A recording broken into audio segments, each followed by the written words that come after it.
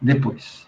Tá? Então, é nessa perspectiva que a gente vai trabalhar nessa parte prática. Isso é mais interessante que a gente fazer só um exercício a mais ou a menos e entender que era um caso. Tá? Eu vou dar um tempinho para fazer, mas agora eu vou só retomar um pouco a ideia da alavancagem para situar vocês, a partir de agora, qual é o nosso trabalho nessa perspectiva de gestão dos negócios para avaliação de investimentos. Tá? Então, vamos lá. Qualquer coisa, me falem aí, que eu vou ficar sem ver vocês por um tempo.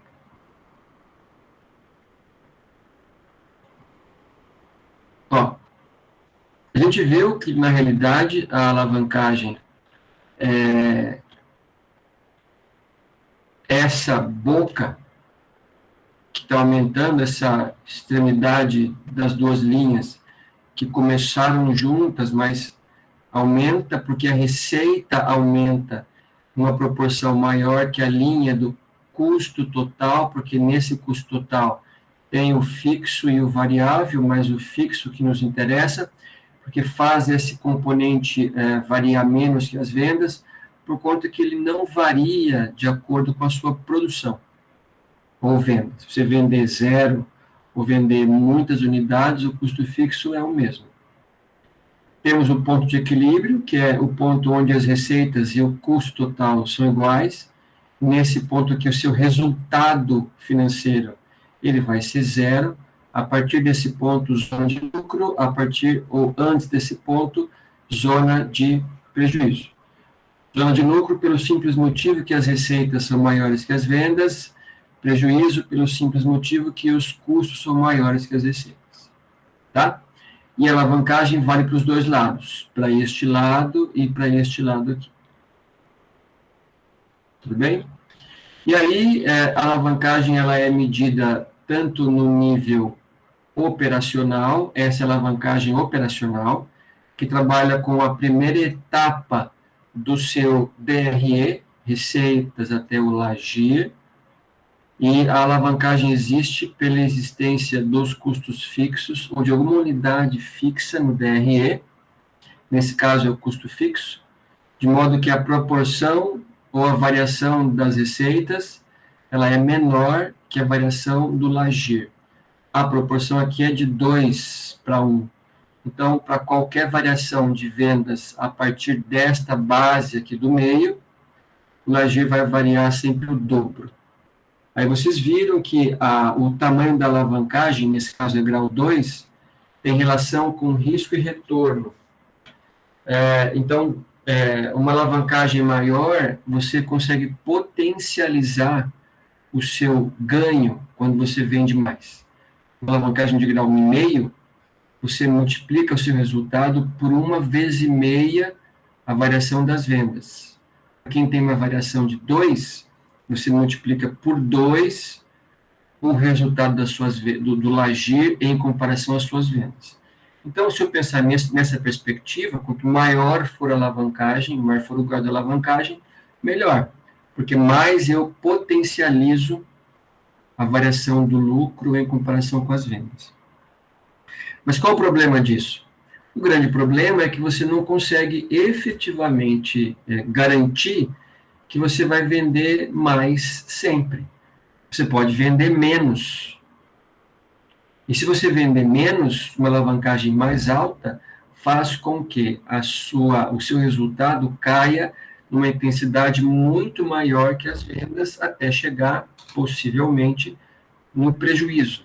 E um prejuízo que pode ser muito maior que você esperar por conta de uma alavancagem. Então, tem que medir. Tem que medir para decidir que nível de alavancagem eu quero que o meu negócio tenha.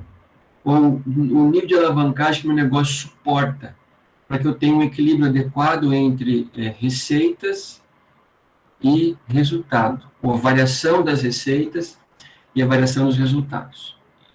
Uma segunda etapa da alavancagem, pessoal, é a alavancagem financeira, que é essa aqui, que é o GAF. A alavancagem financeira, você trabalha com a parte de baixo do DRE. Começa no LAGIR e vai até o LPA, ou o lucro disponível para os acionistas ordinários. Então, o processo é o mesmo, né? Eu pego o DRE, vejo a existência de alguma parcela de custos ou despesas fixas. Aqui eu tenho duas fixas, então eu tenho o custo dos juros, ó, 2.000 para todo mundo, e o dividendo preferencial que eu pago, 2.400 para todo mundo, tá? Dividendo você paga se tiver lucro, a partir de uma certa porcentagem, se for o caso do SA. Tá? Aqui também tem uma alavancagem, porque a alavancagem mede a variação do resultado, que é o lucro por ação, em comparação, neste caso, ao Lager. Então, nós variamos o Lager 40% e o resultado final variou 100%, para mais ou para menos. A alavancagem tem grau 2,5, porque se dividir 100 por 40, dá 2,5. Tá? Para dizer se é alto ou baixo, tem que ter uma comparação para saber. Por enquanto, 2,5 é o indicador. Tá? Bom, aqui começa a nossa discussão sobre vale a pena fazer algum tipo de movimentação, mudança, trocar alguma coisa fixa por variável ou não. Tá? A gente vai chegar aqui. Quero te mostrar agora a alavancagem total. Alavancagem total, você trabalha com todo, Júnior, um pouquinho aqui, todo o DRE.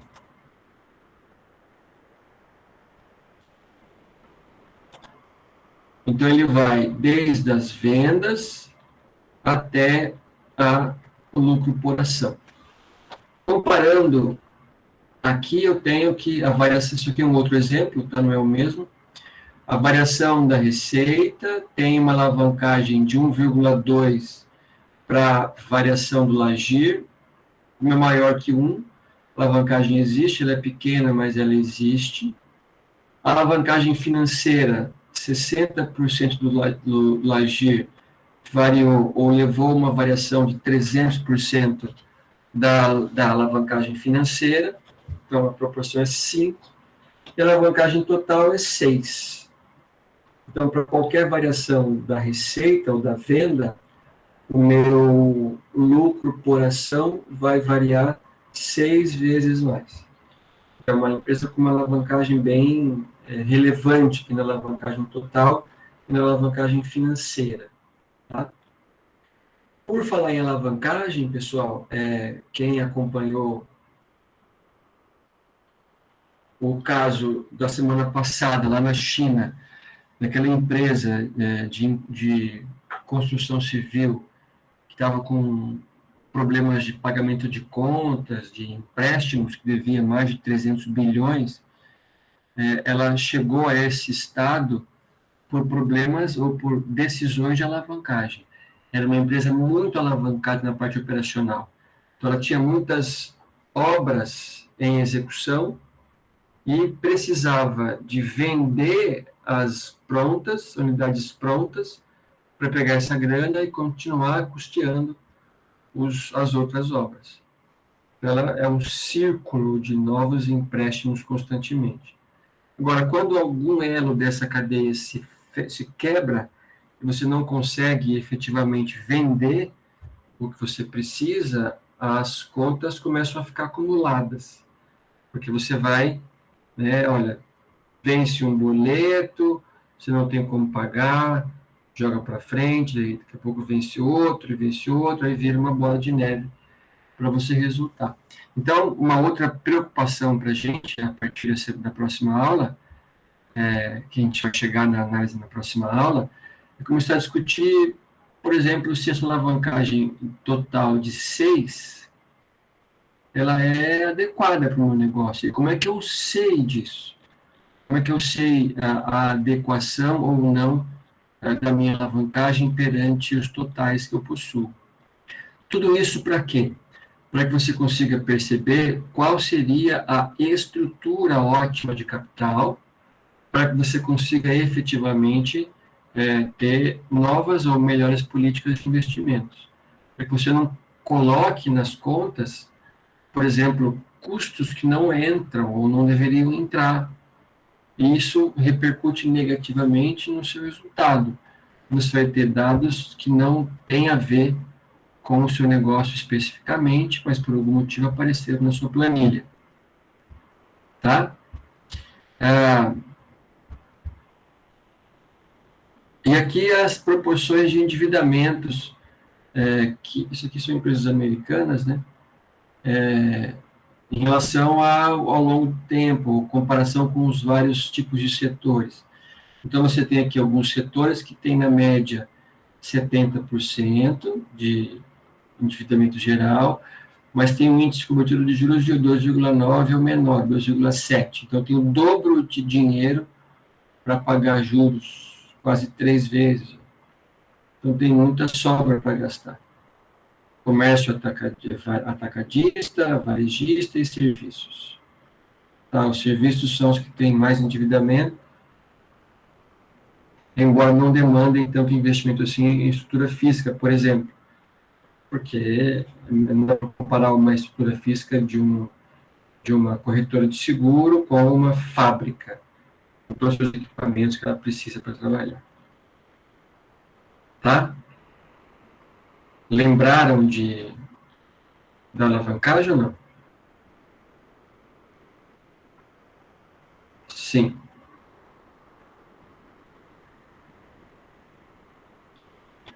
Sim. Bom, aqui a gente vai discutir níveis de endividamento. Então, por exemplo, como é que eu decido se a minha empresa deve ficar mais ou menos endividada? Lógico que, para alguns casos, não é você que decide se você deve mais ou menos, é a condição econômica da sua empresa. Às vezes eu não quero dever, mas não tenho como pagar, então eu vou ficar devendo mesmo. Né? E eu queria pagar os juros, mas não consigo pagar porque eu não tenho condição de gastar esse dinheiro. Então, aqui a gente tem endividamentos 0%, para você ver como é que se comporta a empresa, em termos de LPA e tudo mais. Aqui, 30% de endividamento, o LPA foi para 2,9, contra 2,4 para 0 de endividamento. 60% de endividamento, meu LPA esperado vai para 3,03, com desvio padrão de 4, então um desvio mais alto. Tem muita gente boa e muita ruim nesse caso. E aqui a relação do índice de endividamento, LPA esperado e desvio padrão, para que você tenha o coeficiente de variação do LPA, que é se ele varia mais ou se ele varia menos. Tá? Se variar mais, mais risco. Se variar menos, menos risco. Tá? Aqui vai de você entender efetivamente como é que isso se comporta. Então, notem que essa parte toda de endividamento, investimento, rentabilidade, por menor que seja o negócio, você precisa fazer algum cálculo básico para decidir, para ver se compensa pagar o que você deve, fazer alguma outra operação mais barata e bancar essa operação mais cara, porque as contas estão postas para vocês, é só o trabalho de você identificar quais são as características do negócio, intenções, e aplicar o que você já estudou para resolver problemas e para ter indicadores de resultado para cada pedaço dessa empresa. Então, essa é a nossa perspectiva em termos de análise de investimentos e outras ferramentas que vocês vão encontrar aqui.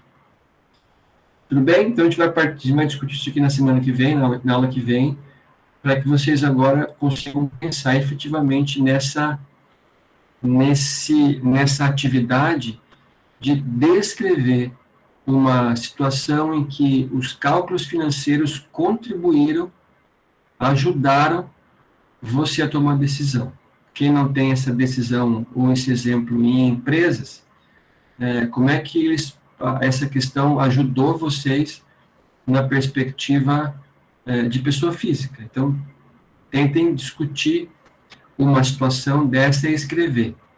Esse trabalho pode ser feito em grupo.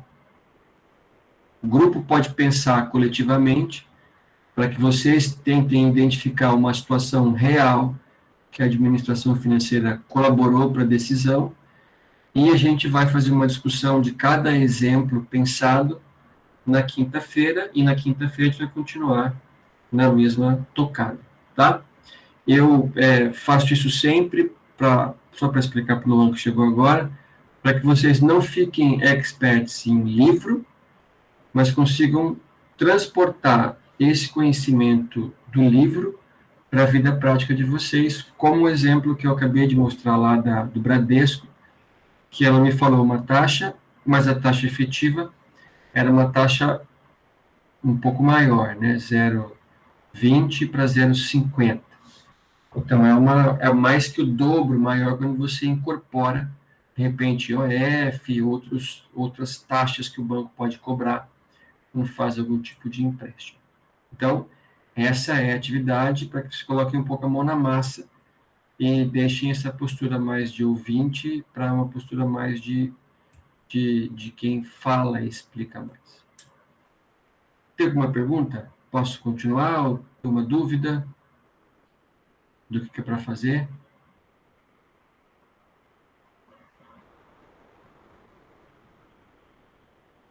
Sim, então tá bom. Professor, você vai escrever em algum lugar isso? Ou... Quer que eu escreva? Tá sentindo vento? Ah, Tá sentindo... tô, até mexi no cabelo, ó. Ficou até para cima aqui. Agora tá no 2, ó. Só você reclamou aí que Nossa, esse tá 2 ainda. fraquinho. E é a velocidade do meio ainda? É dando meio agora. Esse é potente ainda. Tsunami. Eu vou escrever amanhã cedo e vou postar no Moodle e no grupo mesmo do almoço. Beleza. Eu vou indicar, ó, que é para fazer em equipe. A gente vai começar até vou criar uma atividadezinha para entregar, para valer um pontinho para vocês. Atividades práticas. Atividades práticas que a gestão ajudou. Pode ser qualquer coisa, pode ser um texto, pode ser uma voz, uma fala, pode ser até um vídeo, se vocês quiserem.